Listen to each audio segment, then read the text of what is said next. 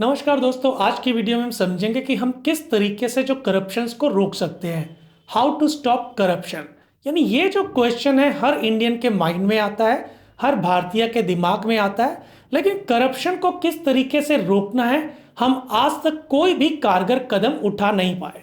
हालांकि time to time देश में ऐसी बहुत सी एजेंसीज हैं जो करप्शंस को रोकने के लिए बनाई गई, जैसे anti corruption of bureau, central vigilance department, enforcement department जिसको हम ईडी के नाम से जानते हैं, सेंट्रल ब्यूरो ऑफ इन्वेस्टिगेशन जिसको हम सीबीआई के नाम से जानते हैं, और इसके साथ साथ लोकायुक्त और लोकपाल। लेकिन इन सभी एजेंसी के आने के बावजूद भी, चाहे ये स्टेट गवर्नमेंट की थी या सेंट्रल गवर्नमेंट की थी, करप्शन जो है हमारे देश से कभी भी विलुप्त नहीं हुआ। अब दोस्तों, करप्शन को रोकने के लिए कुछ ज्ञान की बातें भी जरूरी है, यानी ऐसे ज्ञान की बातें जो टाइम टू टाइम बहुत से बुद्धिजीवियों द्वारा की जाती है, जिसमें पहला है कि 100% एजुकेशन। यानी यदि सभी शिक्षित होंगे और अपने राइट का उनको पता होगा तो करप्शन जो है वो जड़ से खत्म हो जाएगा।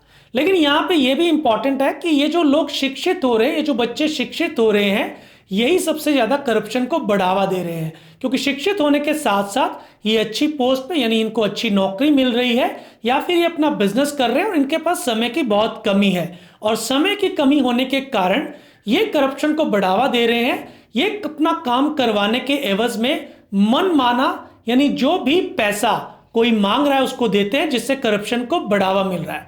यानी 100% एजुकेशन, जहां इसको करप्शन को कम करना चाहिए, ये अंततः करप्शन को बढ़ावा दे रही है।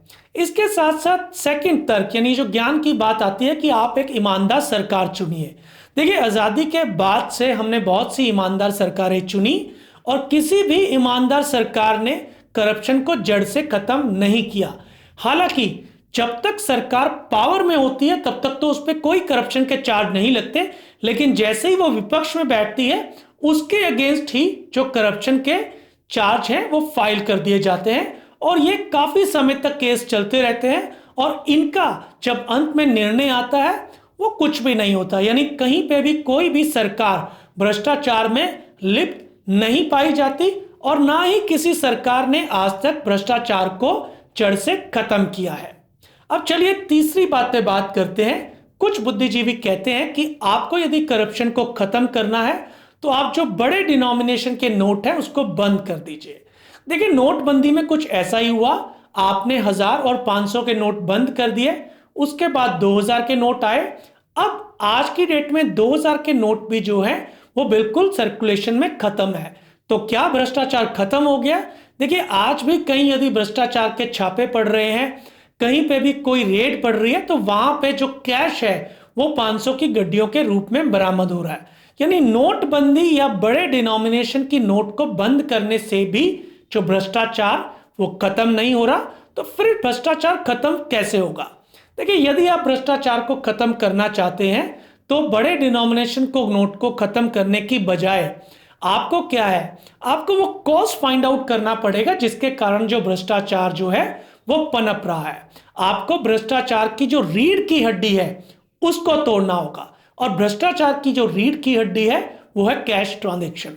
अब देखिए, जो भी भ्रष्टाचार हो रहा है उसमें आपका कैश लिया या दिया जाता है, और आप अब ये मान के चलिए कि यदि आपके पास कोई 500 रुपए का नोट है, उस नोट पे जो नंबर लिखा हुआ है आप ये नहीं बता सकते कि 30 दिन से पहले वो नंबर का नोट किस व्यक्ति के पास है, या 1 हफ्ते पहले इस नंबर का नोट किस व्यक्ति के पास था।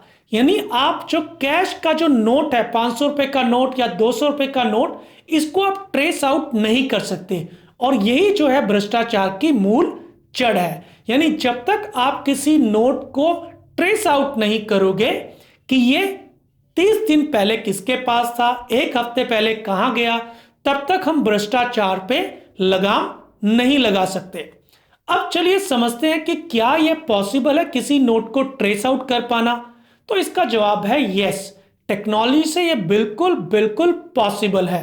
तो चलिए हम समझते हैं कि किस तरीके से हम आगे इस भ्रष्टाचार को खत्म कर सकते हैं। लेकिन उसको जानने से पहले आपको यह समझना होगा कि भ्रष्टाचार किस तरीके से होता है, यानी भ्रष्टाचार की वो कौन सी लेयर्स हैं। आपको इन भ्रष्टाचार की लेयर्स को समझना होगा। यदि हमने इन भ्रष्टाचार की लेयर को समझा तो फिर जो है हम भ्रष्टाचार की जो रीढ़ की हड्डी है उसको तोड़ सकते हैं। दोस्तों, टाइप ऑफ करप्शन को आप 3 लेयर्स में डिवाइड कर सकते हैं। पहली लेयर्स में वो गवर्नमेंट ऑफिशियल या प्राइवेट सेक्टर के ऑफिशियल्स आते हैं जिनके करप्शन के कारण जो है सबसे ज्यादा आम आदमी दुखी होता है।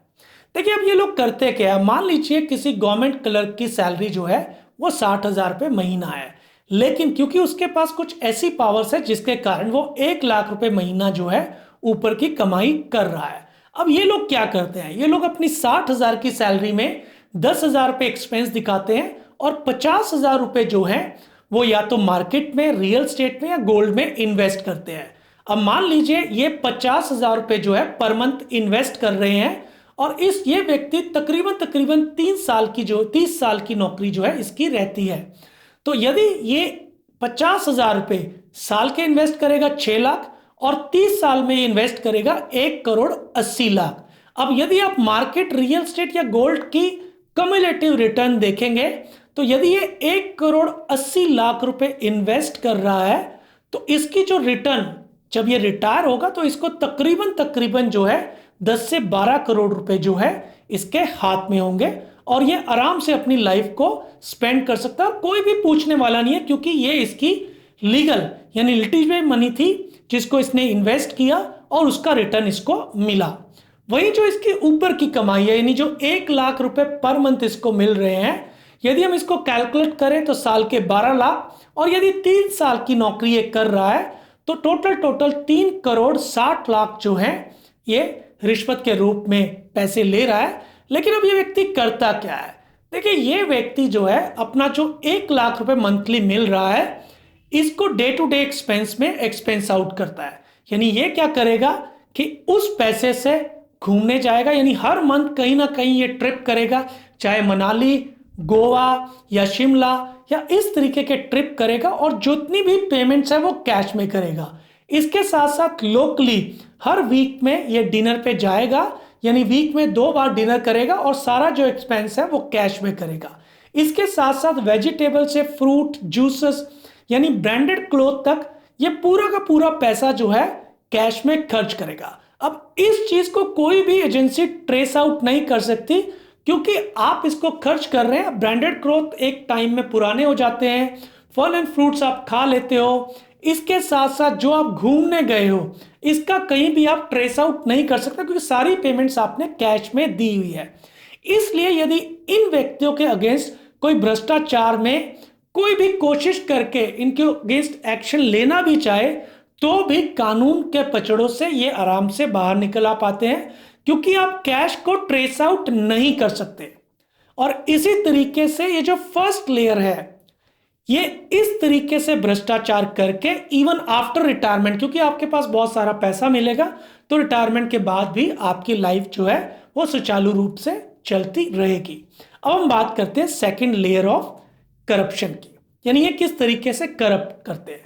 देखिए इसमें तकरीबन ब्यूरोक्रेट्स आ जाते हैं या प्राइवेट कंपनीज के एमडी और सीनियर मैनेजमेंट आ जाती है। अब इसको मैं एक बड़ा सिंपल एग्जांपल से देता हूं।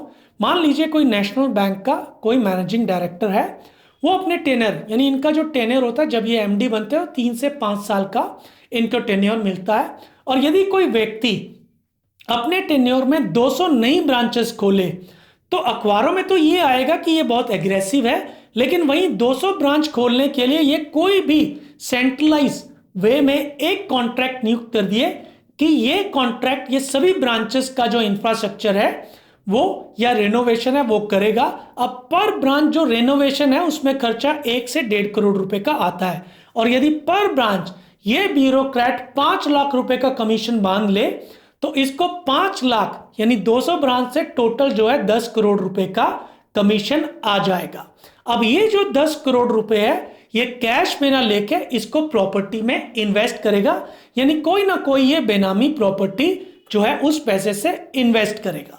देखिए ये सेकंड लेयर ऑफ जो है करप्शन है। इसके बाद आती है हमारी थर्ड लेयर ऑफ करप्शन और थर्ड लेयर ऑफ करप्शन में आते हैं हमारे पॉलिटिशियंस, जो बड़े बड़े पॉलिटिशियंस हैं या फिर ऐसे व्यक्ति जो बिजनेस हाउसेस है यानी बिजनेस हाउसेस को चला रहे हैं। देखिए ये व्यक्ति जब भी कोई बहुत बड़ी डील होती है, यानी कोई बहुत बड़ा प्रोजेक्ट है, कोई डिफेंस डील है, यानी दो कंट्रियों के बीच में कोई इन्वेस्टमेंट्स हो रही है, तो इस इन्वेस्टमेंट में ये जो है कमीशन लेते हैं। लेकिन यहाँ पे जो कमीशन लेते हैं, जो पैसा है ये बाहर यानी आउट ऑफ कंट्री मूव होता है। अब इन 3 लेयर्स ऑफ करप्शन को खत्म करने के लिए आपको इसकी रीढ़ की हड्डी तोड़नी पड़ेगी। अब रीढ़ की हड्डी तोड़ने के लिए आपको क्या करना पड़ेगा? आपको जो कैश ट्रांजैक्शंस है उसको खत्म करना पड़ेगा। अब क्या फिर से नोटबंदी? नो। देखिए यहां पे हम नोटबंदी नहीं करेंगे। यहां पे हम क्या करेंगे, जो हमारी अभी एग्जिस्टिंग करेंसी है जो सर्कुलेशन में है उसको हम बंद नहीं करेंगे, बल्कि उसको कन्वर्ट करेंगे डिजिटल करेंसी में। बड़ा अजीब लग रहा होगा ना, लेकिन यस ये पॉसिबल है। तो चलिए सबसे पहले जो हमारी जो फिजिकल करेंसी है हम उसके बारे में थोड़ा सा ज्ञान अर्जित करते हैं। अब दोस्तों एज पर CEIC डाटा 9 मई 2025 को टोटल 38.44 लाख करोड़ की जो करेंसी है वो सर्कुलेशन में थी। अब इतनी बड़ी करेंसी को यदि आप डिजिटल में कन्वर्ट करोगे तो ये एक टीडियस टास्क है, यानी बहुत मुश्किल टास्क है, लेकिन करना तो पड़ेगा क्योंकि आपको भ्रष्टाचार जड़ से खत्म करना है। अब करोगे कैसे? देखिए इसको करने से पहले आपको समझना पड़ेगा national payment corporation of India को। देखिए national payment corporation of India ये गवर्नमेंट ऑफ इंडिया का ही एक संस्थान है और ये जितनी भी पेमेंट्स हैं इसको मॉनिटर करता है, यानी पेमेंट्स का नेटवर्क हैंडल करता है।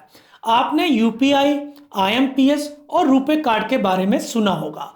देखिए इन तीनों को जो है national payment corporation of India जो है वो मैनेज करता है। चलिए आइए कुछ डाटा को और देखते हैं, यानी मार्च 2025 के मंथ के हम डाटा को देखते हैं। National payment of corporation of India ने UPI यानी जो यूनिफाइड पेमेंट इंटरफेरेंस सिस्टम है इसके तहत मार्च 2025 में टोटल 24.77 लाख करोड़ की जो पेमेंट्स हैं वो हैंडल करी। यदि हम बात करें IMPS की तो 6.67 लाख करोड़ की जो है payments national payment of corporation of India ने हैंडल की। और यदि मैं रुपे कार्ड की बात करूं तो रुपे कार्ड ने 14,300 करोड़ जो है पॉज मशीन के तहत और 13,200 करोड़ जो है ई-कॉमर्स यानी जो आप नेट बैंकिंग के थ्रू पेमेंट करते हैं इसको हैंडल किया।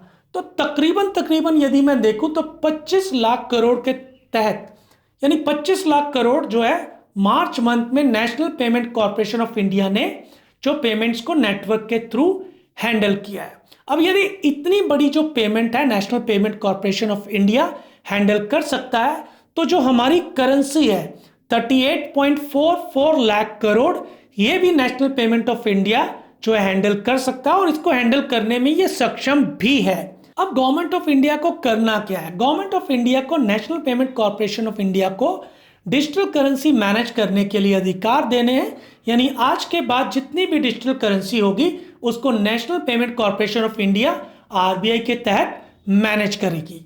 अब नेशनल पेमेंट ऑफ इंडिया क्या करेगी? देखिए जो भी 500, 200, 100 रुपए के नोट हैं इनको डिजिटल फॉर्म में कन्वर्ट करेगी और आपको एक डिजिटल कार्ड जो है वो इशू करेगी। अब national payment corporation of India या तो 500, 200 और 100 रुपीज का अलग से डिजिटल कार्ड इशू कर सकती है या एक व्यक्ति को सिंगल जो है डिजिटल कार्ड इशू कर सकती है जिसमें 500, 200, 100, 500, 10 या 20 रुपए तक के जो है नोट जो है वो डिजिटल रूप में आप फीड कर सके। अब ये जो डिजिटल कार्ड होगा आप इस कार्ड को प्रति व्यक्ति जो है 2 कार्ड मैक्सिमम अलाउ कर सकते हैं, यानी कोई भी व्यक्ति 2 कार्ड के अतिरिक्त और ज्यादा डिजिटल कार्ड जो है इशू नहीं करवा सकता। इसके साथ साथ आप डिजिटल कार्ड्स की जो मैक्सिमम फीडिंग अमाउंट है उसको भी घोषित कर सकते हैं, यानी आप 25,000 या 20,000 जो भी गवर्नमेंट ऑफ इंडिया चाहती है, यानी एक कार्ड में आप अधिकतम 20,000 या 25,000 तक की जो कैश है वो फीड कर सकते हैं।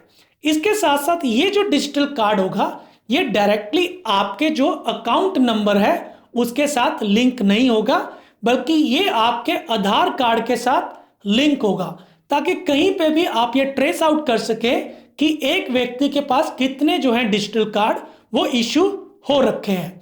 इसके साथ साथ गवर्नमेंट ऑफ इंडिया को एक और लॉ जो है वो बनाना होगा कि आप जो है डिजिटल कार्ड ब्लड रिलेशन में ही यूज कर सकते हैं। यानी कोई भी व्यक्ति जो है वो डिजिटल कार्ड अपने सिर्फ ब्लड रिलेशन में, यानी उसके माता पिता, उसका भाई बहन, उसका बेटा बेटी या अपनी वाइफ है, उसी का वो डिजिटल कार्ड यूज कर सकते हैं। यदि कोई थर्ड पार्टी का डिजिटल कार्ड यूज करता पाया जाता है तो ये उसकी रिस्पॉन्सिबिलिटी है कि वो जांच एजेंसी को बताए कि उसने बोनाफाइड, यानी जो उसका यूज करने का ऑब्जेक्टिव था वो सही था।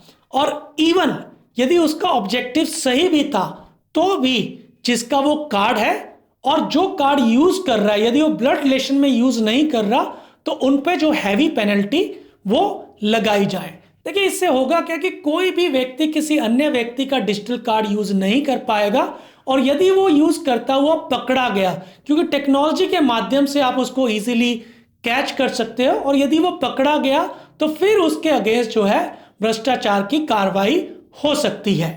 अब आपके माइंड में क्वेश्चन आ रहा होगा कि डिजिटल कार्ड की जगह आप डेबिट कार्ड भी तो यूज कर सकते हैं, तो डेबिट कार्ड और डिजिटल कार्ड में क्या फर्क है?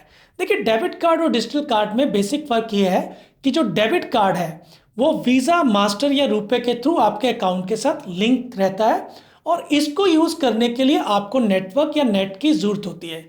यानी हाई स्पीड यदि नेट नहीं है तो वहां पे आप जो है डेबिट कार्ड का यूज नहीं कर सकते। इसके साथ साथ जो रूरल एरिया है इंडिया के, जहां पे नेट की स्पीड या नेटवर्क जो है कंपनीज का नहीं है, वहां पे आप जो डेबिट कार्ड को यूज ज़्यादा नहीं कर सकते। वहीं जो डिजिटल कार्ड है ये सॉफ्टवेयर बेस्ड एप्लीकेशन है, यानी डिजिटल कार्ड के लिए आपको नेट की जरूरत नहीं है। आपने बस एक कार्ड बनाया, उसकी चिप में आपको जो है एनक्रिप्टेड सॉफ्टवेयर के जरिए करेंसी को फीड करना है, और इससे आप कहीं पे भी जो है वो पेमेंट दे सकते हैं। अब यदि आप किसी को पेमेंट देना चाहते हैं, मान लीजिए आप किसी दुकानदार को 600 रुपये देना चाहते हैं, तो आप अपने डिजिटल कार्ड को दुकानदार को देंगे। अब दुकानदार के पास भी एक रिसीवर कार्ड, यानी पॉज मशीन की तरह एक मशीन होगी जिसको हम रिसीवर डिजिटल कार्ड कहेंगे। अब ये रिसीवर डिजिटल कार्ड जो है, जैसे ही आप अपना कार्ड इस पर टैप करेंगे और अमाउंट प्रेस करेंगे तो जो पैसा है वो आपके कार्ड से जो डिजिटल कार्ड रिसीवर के पास चला जाएगा, यानी उस दुकानदार के पास चला जाएगा। अब ट्रांजैक्शंस होगी कैसे? अब मान लीजिए आपके कार्ड में 500 के 10 नोट है, यानी 5000 रुपए हैं। आप किसी दुकानदार को 600 रुपए जो है वो पे करना चाहते हो, तो आप क्या करोगे? आप अपना कार्ड को टैप करोगे और आपके कार्ड से जो 500 के 2 नोट हैं वो दुकानदार के पास चले जाएंगे। अब दुकानदार क्या करेगा? क्योंकि 600 रुपए आपको पेमेंट जो है करनी है, तो दुकानदार 500 के 2 नोट लेके आपको 400 रुपए की जगह 200 के जो नोट है वो आपके कार्ड में ट्रांसफर कर देगा। यानी आपसे 500 के 2 नोट लिए और आपको वापस 200 के नोट जो है 400 रुपए वापस कर लिए। अब देखिए ये कुछ ऐसा ही है जैसे आप कोई कैश ट्रांजेक्शन्स करते हैं, लेकिन अब ये ट्रांजेक्शन डिजिटल हो रही है। यानी आपके जो कार्ड से हैं, जो डिजिटल कार्ड से हैं, वो दुकानदार के पास डिजिटली, यानी जो नोट का नंबर है आपके कार्ड से अब दुकानदार के पास चले गया, और जो 200 रुपए के नोट के नंबर थे वो दुकानदार के कार्ड से आपके कार्ड में चले गए। यानी आपके कार्ड में अब पर्याप्त जो बैलेंस है, यानी आपके कार्ड से 1000 रुपए गए, और अब आपके कार्ड में अब इस ट्रांजैक्शन करने के बाद देखिए आपके पास जो थे 500 के 10 नोट थे, यानी टोटल 5000। अब आपने 2 नोट दे दिए, अब आपके पास कार्ड में 500 के सिर्फ 8 नोट रह गए, और दुकानदार से आपको 200 के 2 नोट मिले।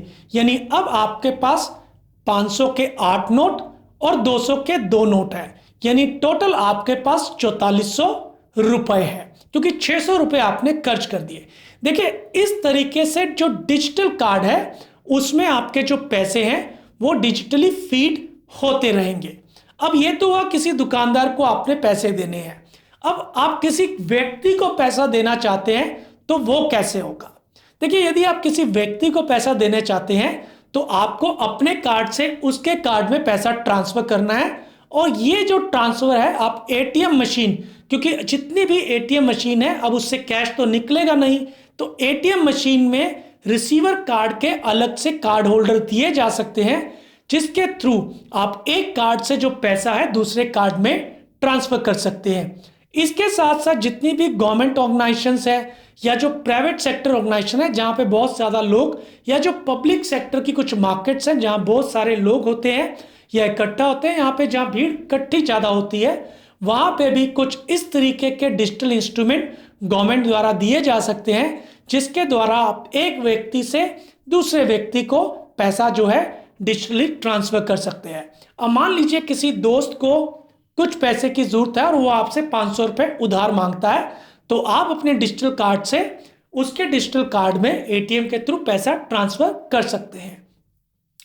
इसके साथ साथ यदि आपको आपके डिजिटल कार्ड में पैसे खत्म हो गए हैं तो आप एटीएम में अपना डेबिट कार्ड डाल के, अपना पिन डाल के अपने डिजिटल कार्ड में जितना भी पैसा है वो ट्रांसफर कर सकते हैं। यानी अब जितने भी एटीएम मशीन है वो डिजिटल कार्ड को फीड करने के काम भी आएंगी और इसके लिए आपको बार बार जो है वो बैंक में नहीं जाना पड़ेगा। आप डिजिटल कार्ड में नेट बैंकिंग के माध्यम से, यूपीआई के माध्यम से, आईएमपीएस के माध्यम से या आरटीजीएस या एनईएफटी के माध्यम से भी पैसा जो है ट्रांसफर कर सकते हैं।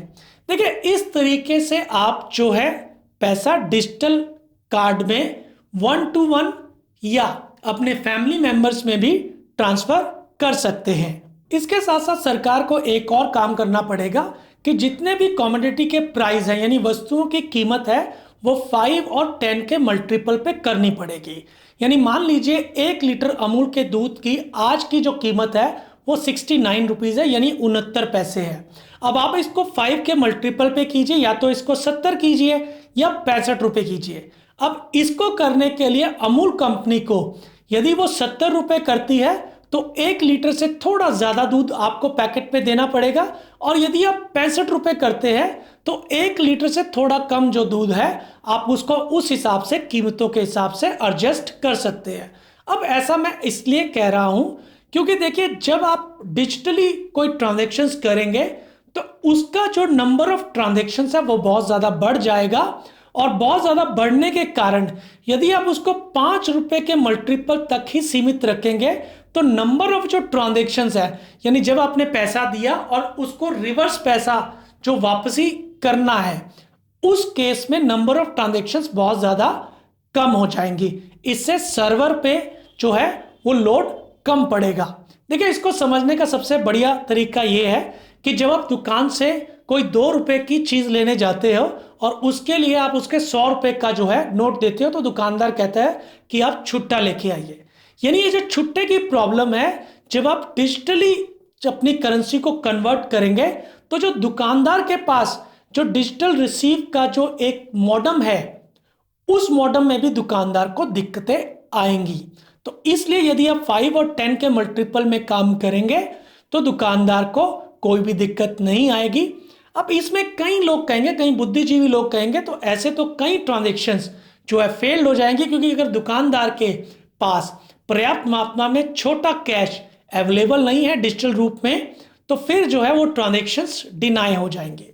देखिए ऐसा फिजिकल कैश के केस में भी होता था। यदि आप कोई भी 10 रुपये या 15 रुपये की चीज़ लेने जाओ और 500 रुपये का नोट दुकानदार को दो, और यदि दुकानदार के पास छुट्टे नहीं है तो वो आपसे मना कर देता था और आपको बोलता था कि आप जो है खुले पैसे लेके आइए। तो ये कोई तर्क नहीं है। हाँ, तर्क के लिए यदि आपने विवाद करना है तो इसके लिए कमेंट सेक्शन खुला है। आप कमेंट सेक्शन में अपने जितने मर्जी कमेंट्स हैं वो लिख सकते हैं। इसके साथ साथ कुछ बुद्धिजीवी ये भी कहेंगे कि मान लीजिए यदि किसी ने 1 रुपये की टॉफी खरीदनी है या 1 रुपये की चिंगम खरीदनी है, क्योंकि उसका जो प्राइस है वो तो 5 रुपये नहीं कर सकते। अब देखिए इसका सोल्यूशन क्या है। देखिए जब भी कोई बच्चा कोई टॉफी या चिंगम खरीदने जाता है तो वो एक टॉफी या चिंगम नहीं खरीदता, यानी वो बल्क में खरीदता है। तो अब जो दुकानदार है या जो कंपनीज हैं वो बल्क में टॉफी को बेचेंगे, यानी 5 रुपए का पैकेट होगा जिसमें 5 टॉफी या 5 चिंगम का एक सेट होगा। अब देखिए इस पे भी काफ़ी जो है विवाद हो सकता है। कई चैनल्स पे ये चलाया जा सकता है टीआरपी बढ़ाने के लिए। तो यदि चैनल वाले इस पे बहस करना चाहते हैं, अपनी टीआरपी बढ़ाना चाहते हैं, तो वो कह सकते हैं कि 1 रुपये की टॉफी मोदी सरकार गरीबों पे वार। यानी टीआरपी बढ़ाने के लिए आप जो है इस पे जितनी मर्जी बहस कीजिए, लेकिन हमारा मुद्दा था कि आप भ्रष्टाचार को किस तरीके से कम कर सकते हैं, तो उसके लिए आपको जो प्राइजेस है, प्राइजेस को भी 5 और 10 के मल्टीपल पे करना होगा, ताकि जो नंबर ऑफ ट्रांजेक्शन्स है, यानी जो खुले पैसे की जो दिक्कत है दुकानदारों को, वो भी कम हो सके। चलिए अब हम बात करते हैं कि इसका सरकार को क्या बेनिफिट होने वाला है। देखिए सबसे पहला बेनिफिट ये है कि जो फेक करेंसी है वो बिल्कुल खत्म हो जाएगी। देखिए फेक करेंसी किसी भी इकोनॉमिक को डेंट डालती है, तो अब क्योंकि सारी करेंसी डिजिटल है और ये जो डिजिटल करेंसी है ये आपके आधार कार्ड के साथ लिंक्ड है, तो कोई भी जो व्यक्ति है इसको हैक नहीं कर सकता। और क्योंकि ये इंक्रिप्टेड फॉर्म में सॉफ्टवेयर के थ्रू रहेगी और सॉफ्टवेयर रेगुलरली अपडेटेड होते रहेंगे, जैसे ये नेट के संपर्क में आते हैं, नेटवर्क के संपर्क में आते हैं, तो सॉफ्टवेयर जो है ऑटोमेटिकली अपडेटेड होते रहेंगे। तो इस केस में कोई भी जो है इन करेंसी यानी फेक करेंसी में अब डील नहीं कर पाएगा। देखिए इसका दूसरा बेनिफिट ये है कि जो टेररिस्ट जो मनी को यूज करते हैं अगेंस्ट टेररिस्ट, या जो क्रिमिनल जो मनी को यूज कर रहे हैं, यानी जो भी मनी क्रिमिनल वे में यूज हो रही है वो बिल्कुल खत्म हो जाएगी। और इसके खत्म होने से जो टेररिस्ट एक्टिविटी है और साथ में जो क्रिमिनल एक्टिविटी है, यानी आप जो भी उगाही कर रहे हैं या कोई रैंसम मनी दे रहे हैं, ये सब की सब चीजें खत्म हो जाएंगी, क्योंकि आप पैसा किसी को दे ही नहीं पाओगे। और डिजिटल करेंसी के माध्यम से आप किसी भी व्यक्ति को ज्यादा से ज्यादा 20 से 25 हजार रुपए तक जो है ट्रांसफर करोगे, और यदि आपने ट्रांसफर किया भी है तो वो किसी ना किसी आधार से लिंक होगा और वो व्यक्ति जो है जांच एजेंसी के हाथ में आराम से आ जाएगा। इसके साथ साथ जो सबसे बड़ा बेनिफिट है वो है कि जो नंबर 2 की सेल, यानी जो हमारी इकोनॉमी है उसमें जो नंबर 2 की सेल है वो बंद हो जाएगी। और यदि नंबर 2 की सेल बंद होगी तो फिर जो आपका इनकम टैक्स है, यानी जो इंडियन गवर्नमेंट का इनकम टैक्स जो कलेक्शन है वो 5 टाइम्स बढ़ जाएगा। अब तकरीबन यदि मैं मान लूं कि 12 लाख करोड़ जो है एक साल का इनकम टैक्स का जो कलेक्शन है सेंट्रल गवर्नमेंट को होता है, वो इंक्रीज होके 60 लाख करोड़ हो जाएगा। इसके साथ साथ जब नंबर 2 की सेल खत्म होगी तो जो सरकार का जीएसटी कलेक्शन है वो 10 गुना बढ़ जाएगा। देखिए आज की डेट में जो है तकरीबन 2 लाख करोड़ जो है वो जीएसटी पर मंथ का कलेक्शन है, तो टोटल 24 लाख करोड़ हुआ। तो अगर यदि 10 गुना बढ़ गया तो 240 लाख करोड़ जो है वो जीएसटी कलेक्शन होगा। यानी यदि आप इनकम टैक्स और जीएसटी कलेक्शन को ही मिला ले तो सरकार को 300 लाख करोड़ जो है वो टैक्स की कलेक्शन होगी। और सरकार का बजट कितना है? 45 लाख करोड़। यानी सरकार के पास 255 लाख करोड़ जो है एडिशनल पैसा सरकार के पास आएगा, सिर्फ जो आपकी करेंसी है वो डिजिटल में कन्वर्ट करने से। चलिए समझते हैं जो फर्स्ट लेयर ऑफ करप्शन है उसका इस पे क्या फर्क पड़ेगा। देखिए यदि डिजिटल कार्ड जो है, यदि सारी करेंसी आपने डिजिटल में कन्वर्ट कर दी, तो यदि अब उसको रिश्वत मांगनी है तो वो कैसे मांगेगा? उसका पहला ऑप्शन ये है कि वो अपने डिजिटल कार्ड या अपने फैमिली मेंबर के डिजिटल कार्ड में पैसा ट्रांसफर करेगा, और ऐसा करने से वो पूर्णतः फंस जाएगा, यानी उसको जो है फंसने का पूरा डर होगा। अब दूसरा केस ये हो सकता है कि वो किसी अन्य व्यक्ति के डिजिटल कार्ड में जो है पैसा ट्रांसफर करे और उस कार्ड को वो यूज करे। देखिए यदि वो उस कार्ड को यूज करेगा तब भी, क्योंकि ऐसा कानून जो है गवर्नमेंट पहले ही पास कर चुकी होगी, जिससे कि जो व्यक्ति यदि किसी ब्लड रिलेशन के अलावा किसी अन्य व्यक्ति का डिजिटल कार्ड यूज करता है तो प्रूफ उसको देना है कि मैंने भ्रष्टाचार नहीं किया, तो उस केस में भी वो जो है फंस जाएगा। अब उसके पास तीसरा ऑप्शन ये है कि वो डायरेक्टली पैसा ना लेके अपने जो भोग की वस्तुएं हैं वो आपसे मंगाए। जैसे वो आपसे फ्रूट मंगा सकता है, ब्रांडेड क्लॉथ मंगा सकता है, इसके साथ साथ वो कुछ अन्य चीजें भी आपसे मंगा सकता है। अब यदि वो इस तरीके का कोई काम करेगा तो जो गवर्नमेंट ऑफिसर्स हैं या जो प्राइवेट ऑर्गेनाइजेशन है उसमें जो वर्क स्पेस है वो इन तरह के गुड्स यानी फ्रूट, वेजिटेबल्स, ब्रांडेड क्लोथ्स के साथ दिखाई देंगे, जो बड़ा शैबी सा दिखेगा और सबको पता लग जाएगा कि इस डिपार्टमेंट में भ्रष्टाचार हो रहा है, और प्रैक्टिकली ये भी पॉसिबल नहीं है। अब दोस्तों सेकंड लेयर और थर्ड लेयर पे क्या इफेक्ट पड़ेगा इसके लिए मैं अलग से वीडियो बनाऊंगा। यदि आप कमेंट में मुझे लिखेंगे और मेरा आपसे सिर्फ अनुरोध ये है कि इस वीडियो को आप ज़्यादा से ज़्यादा लोगों के साथ शेयर करें ताकि भ्रष्टाचार को एकजुट होकर हम रोक सकें। और यदि इंडिया ने इस डिजिटल करेंसी को इम्प्लीमेंट कर दिया तो इंडिया पहला देश बन जाएगा जिसमें भ्रष्टाचार ना के बराबर होगा। यानी आप भ्रष्टाचार करोगे तो खर्च कैसे करोगे और पैसे आप लोगे कैसे?